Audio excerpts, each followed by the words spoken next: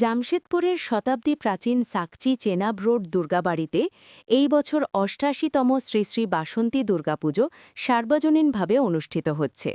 দুর্গাবাড়ির বাসন্তী দুর্গাপুজো পুরাতন সার্বজনীন পুজো মধ্যে অন্যতম।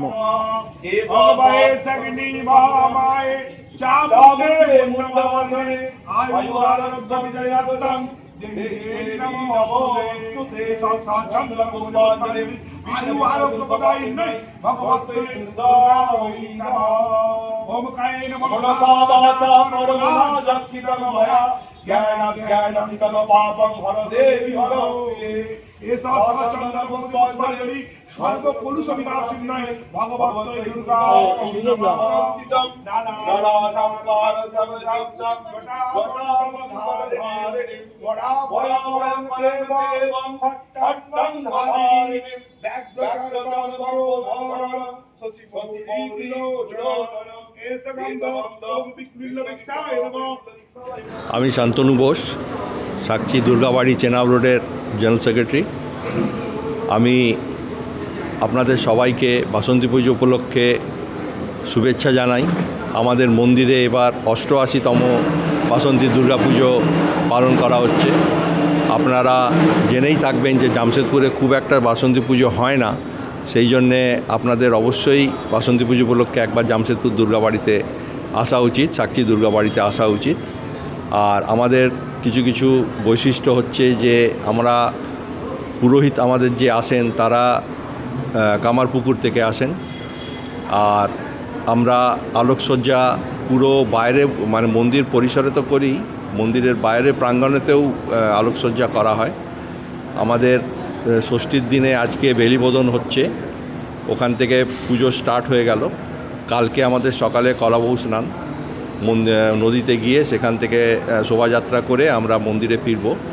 কলাবউ স্থাপন করা হবে মায়ের এখানে, এবং তারপর থেকে পুজো চালু হবে। সপ্তমী পুজো হবে, অষ্টমীতে আমাদের এখানে এবার সন্ধি পুজোটা সকালবেলা 11টা 25 থেকে, সুতরাং তার আগে অষ্টমীর পুজোটা হয়ে যাবে। আর তারপর সেইভাবে নবমীর পুজো তার পরের দিন হবে 27 তারিখে। নবমীর পুজোয় তো হোমযজ্ঞ হবে, হোমযজ্ঞ হওয়ার পর তারপরের দিন দশমী।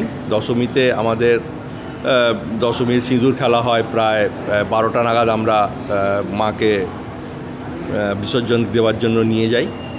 আর ওখান থেকে বিসর্জন নিয়ে আসার পর শান্তিবাহী গ্রহণ করা হয়। আমরা বিজয়া দশমীও পালন। আমাদের এখানে বিশুদ্ধ সিদ্ধান্ত মতে পুজো হয়ে আসছে আজ 88 বছর ধরে, এবং আমাদের এই চিরাচরিত বিশুদ্ধ সিদ্ধান্ত মত বেলুর মঠ, রামকৃষ্ণ মিশন এরাই পালন করে থাকে। আর অন্যান্য জায়গাতে হয়তো লোকাল কিছু পঞ্জিকাতে এটা করা হয়, সেই জন্য অন্যদের থেকে একটু সময়টা টাইমিংটা আমাদের একটু আলাদাভাবে হয়।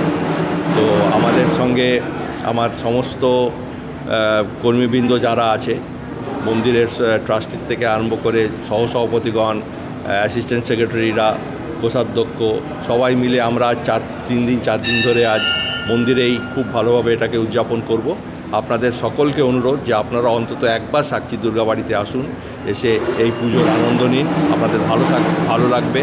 ভোগ খান, সকাল বিকেল আমাদের দুবেলাতেই ভোগ দেওয়া হয়, সুতরাং ওটাই আমাদের একটা বৈশিষ্ট্য যে আমরা সকাল বিকেল ভোগ দিই। আপনারা এসে প্রসাদ মায়ের গ্রহণ করুন, আশীর্বাদ নিয়ে যান। নমস্কার।